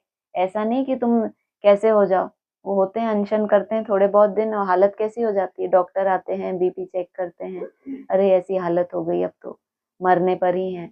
और तुम महसूस क्या करते हो, हल्कापन। तो उससे तुम्हें अपनी शक्ति का एहसास होता है कि ये असंभव नहीं है। और हमेशा नेचुरल हो, तुम्हें लगे कि इसमें मुझे कोई दिन भर में सोचना ही नहीं पड़ रहा मुझे कि मैंने कुछ नहीं खाया। चलो पिया है, लेकिन कोई कम बात है क्या, पीयू पीयू तो बोल रहे हो कम से कम। खाऊं खाऊं खाऊं तो पेट में क्या पड़े, भलाऊं, और पीयू पीयू बोलने से तो ऐसा कुछ नहीं बोला। तो ये भी कोई कम बात है उस हिसाब से जो तुम पहले थे। तो ये बीच बीच में बाबा अनुभव करने के लिए क्या देते हैं तुमको, तुमको सहयोग देते हैं, ताकि तुम क्या करो, सहयोग भी तो मिलता है ना, कि हम नहीं तो सोचे हम इतनी बड़ी तोप बन गए। हमेशा क्या समझना है, ये बाप का इसमें पीछे बहुत सहयोग है। नहीं तो छोटी छोटी बातें भी हमारे अंदर क्या ले आती हैं, कंपटीशन ले आती हैं। माना अगर सहज है तो सबके लिए होने वाला है। अगर आप ये सोचेंगे कि मैं इतना अच्छा कैसे कर रहा हूँ, बाकियों का तो नहीं, गए आप नीचे वापस। इसलिए भगवान ने ये अनुभव कराया था कि दूसरों को अपने से नीचा देखो। किस लिए कराया था, कि तुम्हें ये दिखे कि सबको इतना इजी होने वाला है जितना मुझे इजी हो रहा है। सिर्फ क्या होगा उसमें, एक हमारा संकल्प होगा, और क्या होगा, सब कुछ बहुत इजी होगा। इसमें खान पान की बात इसलिए नहीं है कि इसके ऊपर बहुत विचार करने की जरूरत नहीं है, कि हमने अब इतने दिन का संकल्प ले लिया, अब तो पीछे नहीं हट सकते। नेचुरल नेचर बनानी है अपनी। लगे कि सहज नहीं हो रहा तो नेचुरल, वापस कुछ दिन हम बैठ गए, थोड़ा सा खाऊं खाऊं किया, फिर कहाँ चले गए, फिर पीयू पीयू बोल, रिलैक्स। नहीं तो आत्मा क्या महसूस करेगी, अगली बार हिम्मत ही नहीं करेगी संकल्प लेने की। क्योंकि आत्मा को क्या चाहिए, सहज चाहिए। तो सहज करने के लिए क्या करना, कभी भी भक्ति मार्ग में बांधना नहीं अपने को कि इतने दिन का मेरा ये भीषम प्रतिज्ञा है। और भीषम को भी मिला क्या प्रतिज्ञा करके? कांटों की शैया मिली या फूलों का ताज मिला? क्या मिला? कांटों की शैया। कितनी भीषम प्रतिज्ञा थी। नहीं मतलब नहीं, चाहे कुछ भी हो जाए। मिला क्या? तुमको चाहिए कांटे? तुमको क्या चाहिए? मेरी आत्मा नेचुरल बने, उसकी नेचुरल पुकार को मैं सुनूं और उसकी नेचुरल पुकार को जानोगे आप पहले महसूस करोगे 1 या 2 दिन मैंने फलाहार किया और उसके बाद आकर्षण कहाँ गई? ये आपकी कैपेसिटी है। फिर महसूस करोगे 1 हफ्ता निकल गया और फलाहार के ऊपर और मेरी बैक नहीं जा रही। आप लोग रिलेट कर पा रहे हो? आपको लोगों को ऐसा महसूस होता है कि कोई टाइमलाइन के बाद आपको थोड़ी सी स्मृति आएगी, यह अग्नि तत्व हो चाहे कुछ भी हो, हल्का सा। फिर जब और आगे बढ़ोगे पुरुषार्थ में महसूस होगा कि इतने दिन हो गए, 15 दिन हो गए, अभी कोई ऐसी पीछे नहीं जा रही। महसूस होता है? ये बीच बीच में क्या होगा? अपनी आपको कैपेसिटी का पता चलेगा। जब आत्मा पुकारने लगे बार बार, तो फिर क्या करो? उसको ढीला छोड़ो, उसको जाने दो, वो आगे और ऊंचा जाएगी। पतंग को जितनी ढील दी जाती है तो क्या करती है? ऊंची जाती है या गिर जाती है? आप उसको ढील ही मत दो, बस खींचते रहो खींचते रहो, वो एक ही जगह पे क्या करेगी? वो आप आगे ही नहीं बढ़ने दे रहे ना उसको। उसको क्या देना पड़े? हाँ, देखें अभी आत्मा नेचुरल रूप से क्या पुकार करती है। आपका कोई संकल्प नहीं होगा, अचानक ही ऐसा जैसे पुकार आएगी अंदर से कि अब ये नहीं हो पा रहा, जबकि आपके लिए बहुत सहज था। अगर कभी ऐसा होता है तो, ऐसा नहीं कि ऐसा ही होता है, हर एक का अपना अपना अनुभव होता है, लेकिन अगर अपनी नेचुरल नेचर बनानी है तो सहज होना चाहिए। तो आपको अगर जितना आपको सहज होगा, जब आप अपना अनुभव किसी को सुनाओगे तो वो फॉलो कर पाएगा ना। आप बताओगे बस मैंने तो एक बार सोच लिया था, नहीं, फिर चाहे कुछ हो, मुझे चक्कर भी आता था, मुझे पता नहीं क्या क्या होता था, फिर एक दिन तो मुझे लगा कि बस मैं तो गया काम से। हाँ, तो भी मैंने सोचा नहीं, भगवान ने मेरे को ये मैं बिल्कुल। वो बोलेगा भाई तू अपने अच्छा है। इसीलिए दुनिया में जितने भी है ना सन्यासी, चाहे ये दादा गुरु हैं, चाहे जितने भी, इनके जैसा बनने की हिम्मत किसी ने क्यों नहीं की आज तक? कभी देखे आपने दादा गुरु जैसे ही उनके साथ? देखे आपने? आप लोगों ने देखा ही कहाँ है दादा गुरु को? देखा आपने? अरे वाह, उनके जैसे हो ही नहीं सकता कोई एक भी, अगर वो खड़ा कर दे। और यहाँ क्या हो रहा है? धीरे धीरे बन रहे हैं ना वैसे। जैसा वो एक है वैसे ही आप सब बनते जा रहे हैं। क्यों? क्योंकि आपने कभी भी क्या नहीं किया? पुश नहीं किया अपने आप को, कोई तकलीफ नहीं दी है आपको। बनाने वाले ने आपको क्या बताया? सहज। इसलिए तो ये बार बार बोलते, खान पान की बात नहीं है कि तुम्हें लगे ये कोई शॉर्टकट मिल गया। अरे मेरे पास तो है, मैं तो इतने इतने दिन ऐसे करे। तो दुनिया में भी नवरात्रे रखते हैं, कोई कोई पानी भी नहीं पीते। कोई बहुत बड़ी बात हो गई क्या? ये कोई बहुत बड़ी बात कभी भी नहीं है। इसको कभी भी कोई बहुत बड़ी बात समझना भी मत। जितना तुम कंपटीशन से परे हो, जितना तुम इन चीजों से परे हो कि मुझे पहले दौड़ के कुछ ऐसा कोई महारत हासिल करनी है, इसको कहेंगे नेचुरल नेचर। अंदर से आपको आवाज आए कि मुझे ये करना है। ऐसा नहीं कि अरे सब कर रहे हैं सब कर रहे हैं, ये ऐसे सब लोग, पता नहीं, ऐसे हड़बड़ी मच जाए कि टाइम कम होता जा रहा है, 26 हो गया, इतने महीने बचे। ये कोई यात्रा है? इसको यात्रा कहते हैं या भागदौड़ कहते हैं? क्या कहते हैं इसको? भागदौड़ तो नहीं करते आप लोग? नहीं, सहज हो रहा है, बिल्कुल सहज, कोई याद नहीं। इसको कहेंगे नेचुरल। ये कायदा है। कभी भी आप देखना, आप 16 घंटे की फास्टिंग जब करते थे ना, तो जब 16 घंटे पूरे होते थे तो याद आता था कि अब कुछ आने वाला है। जैसे 1 बजे याद आता है। ये स्वाभाविक ही है, ये बहुत अच्छा मेरा भी अनुभव है। फिर टाइम को बढ़ा के जब 18 घंटे किया तो 16 घंटे में याद नहीं आती थी। फिर 18 घंटे बाद याद आता था कि 18 घंटे बाद तो कुछ चाहिए। जैसे अभी लिक्विड पे है तो 3 बार लिक्विड मिलता है। एक बार 9 बजे मिलता है, एक बार 1 बजे मिलता है, एक बार 3-4 बजे के बीच में कभी मिलता है। तो 3 बारी तो आपको जाना ही है इस देह में कि हाँ भाई अब ये मिलने वाला है। क्या मिलेगा? थोड़ा उसमें ये है कि क्योंकि वो ही है, वो ही हमारा संसार है, तो उसी में अपनी तृप्ति करनी है। तो वो एक कायदा है उसका कि आप 18 घंटे, जब आप 20 घंटे करोगे ना, चाहे आपने 22 घंटे भी कभी किया हो, जब वो 22 घंटे पूरे होंगे तो आपको एक स्मृति आएगी कि टाइम हो गया। ये एक उसकी, तब उसको 18-16 घंटे याद ही नहीं आते। ये कितना अच्छा है। अगर आपने धीरे धीरे आत्मा को नेचुरल रूप से बढ़ाया है ना, तो आप अपना पूरा कैलकुलेशन निकालोगे कि ऐसे पहले मेरा इतना था, फिर इतना बड़ा, फिर अब 22 घंटे में भी याद नहीं आ रहा। आपको कितना मजा आएगा अपने आप को देखने में। कभी भी ये यात्रा दूसरों को देखकर करोगे तो आप सफल नहीं हो सकते। गांठ बांध लेना, गांठ बांध लेना। कि दूसरों को देखकर अगर कोई त्याग हो रहा है, तपस्या हो रही, नेचुरल अंदर से ये आवाज आनी चाहिए कि ये तुम, और होगा ऐसा, आपको अपने आप ऐसा लगेगा कि ट्राई कर, हो जाएगा तेरे से। जब आत्मा सतो प्रधान बनती है तो क्या करती है, शरीर को खींचती है सतो प्रधान बनने के लिए। कैसे खींचेगी, ये संकल्प डालेगी कि ये ऐसे ऐसे करना है, या अव्यक्त आत्माएं कह लो, बाप का सहयोग कह लो, पता नहीं, लेकिन मुरली का पॉइंट है, जब आत्मा सतो प्रधान बनेगी तो शरीर को भी क्या करेगी, पहले पहले दूसरों को देखकर शरीर को सतो प्रधान नहीं बना रही, उसकी आत्मा में ये समझ आ गई। समझ तो मिल ही रही है हमें सतो प्रधान बनने के लिए, लेकिन उसमें अगर आप भागा दौड़ी कंपटीशन, तो फिर एक टाइम के बाद आके नीचे आना है, क्योंकि वही आपने पतंग को ढील नहीं दी है, आपने उसको, और उसको जाने दो, देखने दो कहाँ तक ये जाती है, और उसके बाद उसको बीच बीच में थोड़ा मौका दो कि अभी ये थोड़ा ऐसे करो। जैसे बच्चों को कैसे होता है, स्लोली सिखाया जाता है। इसलिए भीष्म पितामह जैसा नहीं चाहिए, भीष्म प्रतिज्ञा तो कर ली, अब हालत खराब हो रही है, ऐसा नहीं। बहुत नेचुरल होना चाहिए और सहज होना चाहिए। लगे अब आगे कदम नहीं बढ़ रहे तो कहाँ चलो, थोड़ा सा शेल्टर लिया और फिर वापस अपनी उसी यात्रा पे। सब कुछ करो, एक तो बाप को याद करो और पवित्र बनो। पुरुषोत्तम मास में बहुत करके पवित्र भी रहते होंगे। वास्तव में इस पुरुषोत्तम युग का गायन है तो तुमको कितनी खुशी, कितना नशा होना चाहिए। अब तुमसे कोई पाप कर्म नहीं होना चाहिए क्योंकि तुम पुरुषोत्तम बन रहे हो। अच्छा, मीठे मीठे सिक्की लदे बच्चों प्रति माता पिता बाप दादा का याद प्यार गुड मॉर्निंग।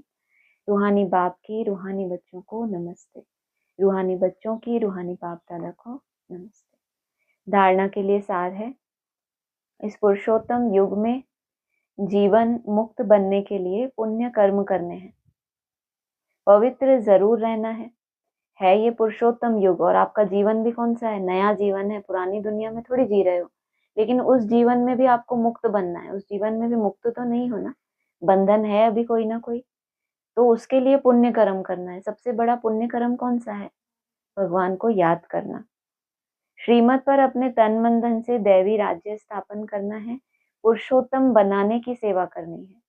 वरदान है, सहयोग द्वारा स्वयं को सहज योगी बनाने वाले, निरंतर योगी भव।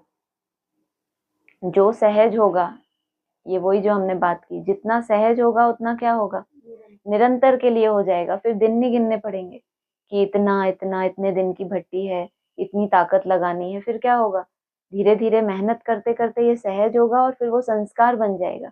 फिर जब आपको रिफ्रेशमेंट का टाइम भी मिलेगा तब भी आपका कैसा लगेगा, भट्टी जैसा ही लगेगा कि अरे ये तो जो भट्टी में होता था अभी वो इस टाइम पे हो रहा है, इसका मतलब आगे की भट्टी में क्या होने वाला है, और आगे बढ़ने वाले हैं।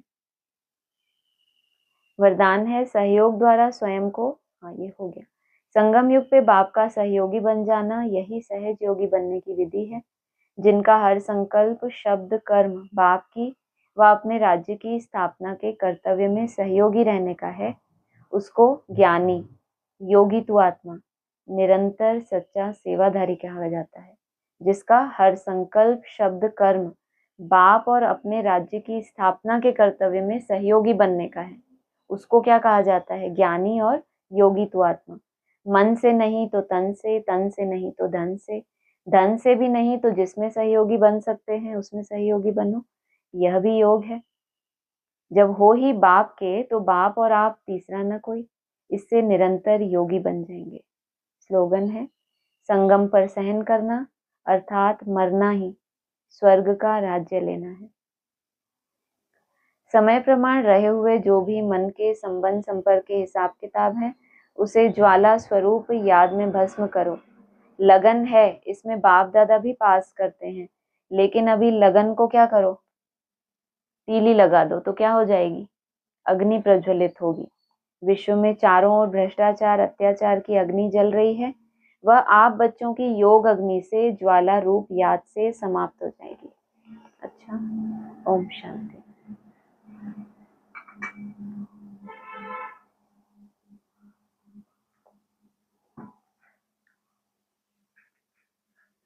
हाँ जी, ऑनलाइन बोलिए।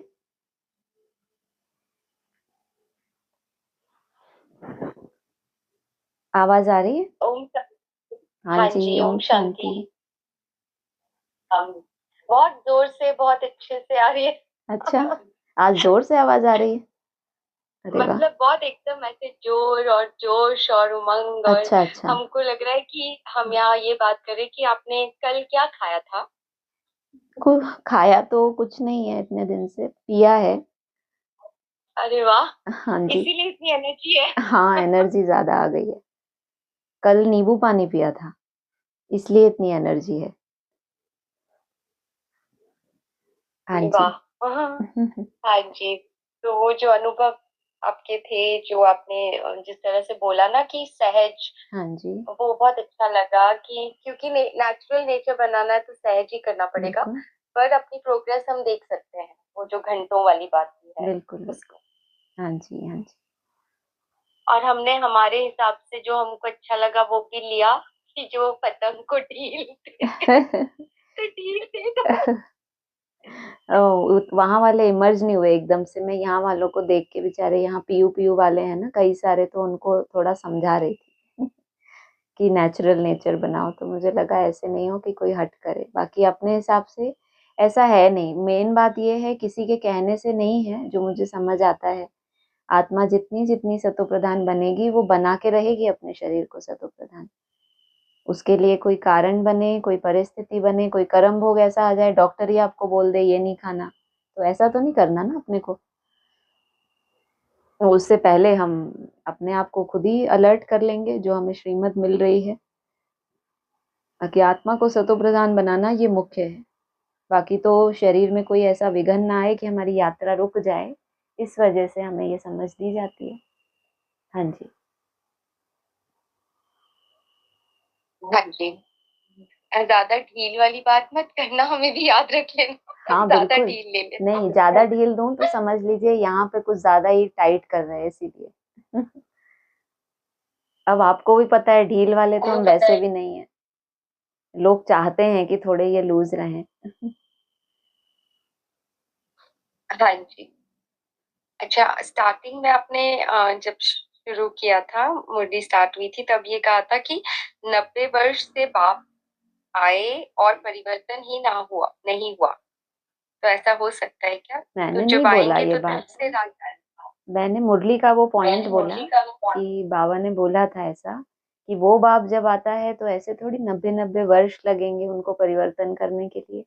वो जब आएगा, उनके आते ही धक से, ये नहीं कहा 90 वर्ष में, अगर निकल गया होगा तो पता नहीं, लेकिन ये सुना है मुरली में कि वो बाप जब आएगा, शिव बाप की बात है। अभी तो राम बाप की जयंती हुई है, ऐसा बात करते थे। जब वो बाप आएगा तो 1 सेकंड में धक्क से, ऐसे नहीं उसको 90 वर्ष 80 वर्ष, तब तो ये कहते थे, ऐसे नहीं कि 80-90 वर्ष लग जाएंगे। उस हिसाब से बोला कि इतना समय जो हमारा गया है वो तो अभी समझ आने के लिए। बाकी जब कोई आत्मा सतो प्रधान स्टेज को पकड़ेगी तो उसके लिए बाप को आना पड़े। तो जब आएगा उसके लिए तो धक्क से राजधानी, माना साथ साथ उसके राजधानी भी है, जिन्होंने कदम के ऊपर कदम रखा है, उन सबको एक ही झटके में सतो प्रधानता का सर्टिफिकेट। जो बोला, जब एक की कर्मातीत अवस्था होगी तो सब पास हो जाएंगे, क्योंकि सबने वैसी ही मेहनत की है, सबके अपने अपने हिसाब किताब हैं, तो सब कुछ है।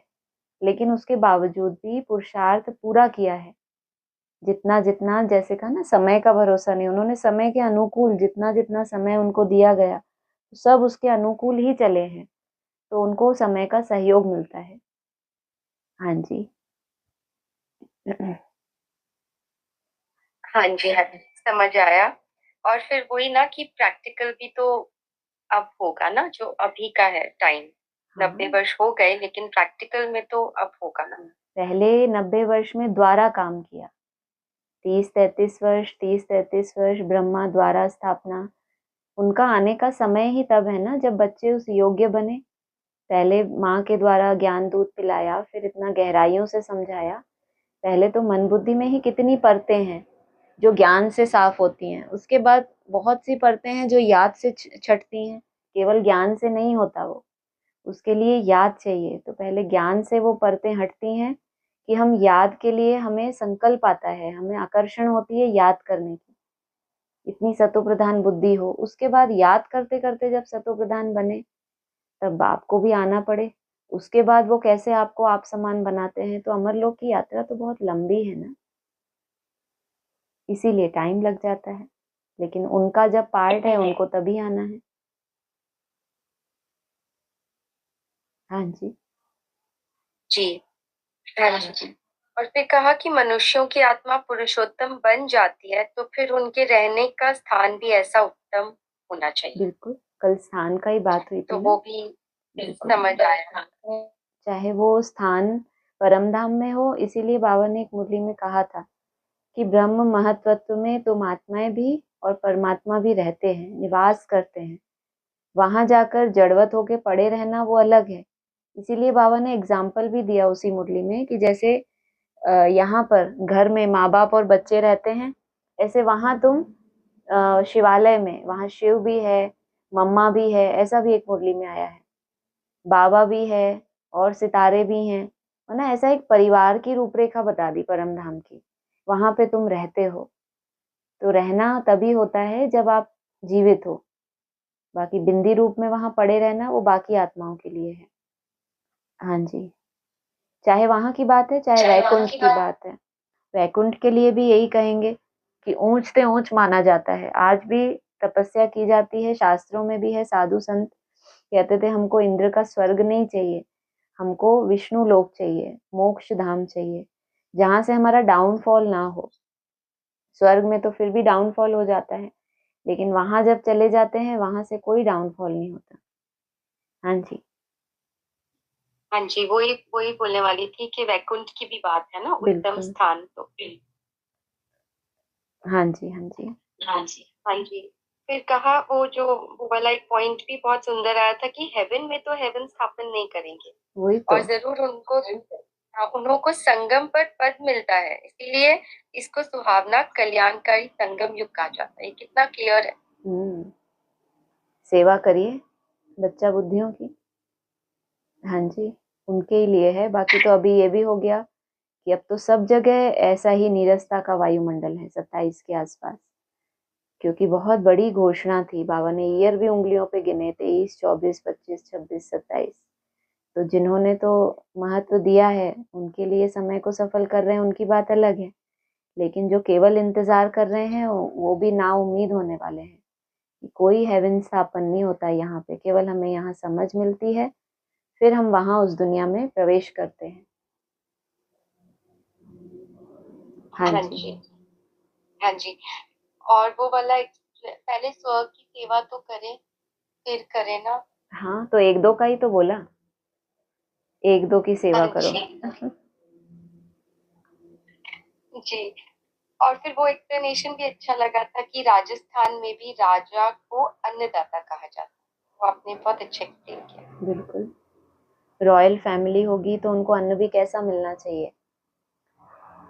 ऐसे उनका छोटी मोटी याद से उनको मजा ही नहीं आता। अभी ट्रैफिक कंट्रोल का चार्ट करते हैं, बनाते हैं सभी। अभी आपको कोई बोले कि गीत सुन के और बहते रहो, तो हो सकता है आपको रोना भी ना आए। पहले तो कितना बहते थे कि ये हम कितनी अच्छी याद कर रहे हैं, हम आंसू बहाते थे तो लगता था जैसे बाबा ही हमको याद कर रहे हैं।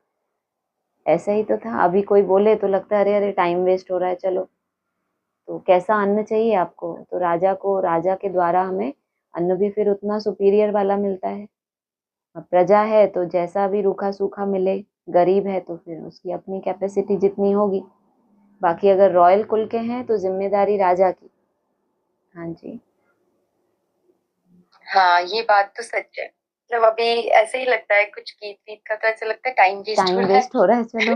है। 5 मिनट भी गीत के लंबे लगते हैं। हाँ जी। हाँ।